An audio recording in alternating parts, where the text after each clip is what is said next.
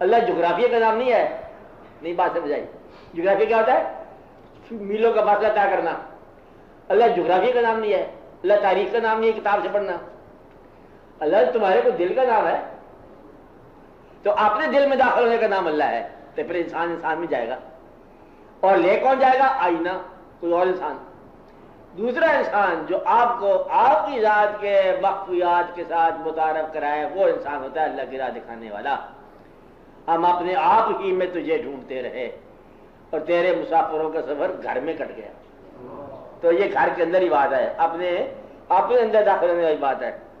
تیری تلاش، شعر دیکھو کیا کہا، تیری تلاش مجھے میرے سامنے لائی. مصرع سمجھایا کیا کہا؟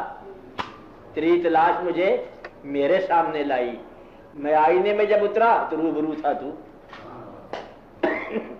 تو یہ آئینے میں اترنے والی بات ہے.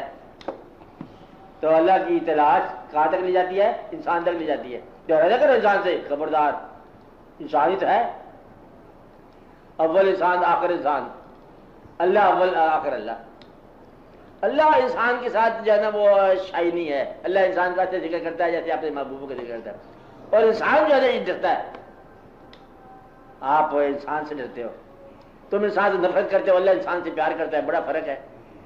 جب تم اللہ کے قریب ہو گئے تو تم بھی انسان سے پیار کرو گے. جب بہت قریب ہو گئے تم انسان کا ادب کرو گے. جب اور قریب ہو گئے تم کہو گے انسان انسان ہے. آپ اللہ کی بات دیکھو، فکرہ ہے، آیت ہی ہوتی ہے اللہ کا فکرہ، یہ ہوتا ہے نا. اور حضور پاک صلی اللہ علیہ وسلم کا فکرہ کیا ہوتا ہے؟ حدیث. اللہ کریم کا فکرہ کہ اپنی آواز کو میرے محبوب صلی اللہ علیہ وسلم کی آواز سے اونچا نہ کرو. کیا مطلب؟ اپنی سوچ کو سوچ سے بلند نہ کرو کیونکہ ہو نہیں سکے گی. اپنی آواز کو اس آواز سے اونچا نہ کرو کیونکہ تیرے اعمال ضائع ہو جائیں گے. آپ بات سمجھ رہے کہ میری طرف آنے کے لیے راہ یہ ہے. راہ کس کی ہے؟ انسان کی راہ. اور منزل کون ہے؟ اللہ. آگے تو میں نے یہ تو کہا نہیں ہے کہ منزل پر پہنچو گے تو آگے پھر اللہ کی جگہ انسان نکلے گا. یہ میں نے نہیں کہا ہے. ویسے بھی ٹھیک ہے، ویسے بھی ٹھیک ہے. ایک ایسا بہشت سوچو جس میں انسان ہی کوئی نہ ہو، بہشت نہیں ہوگا. مقصد یہ ہے کہ یہ سارا واقعہ انسانوں کا ہے. اللہ تعالیٰ نے خود فرمایا کہ میں چھپا ہوا خزانہ تھا، میں نے چاہا کہ اظہار کروں. بس اظہار کے لیے تو انسان ہی ہوگا. میں نے انسان کو پیدا کر دیا تو اظہار کے لیے کیا چیز ہے؟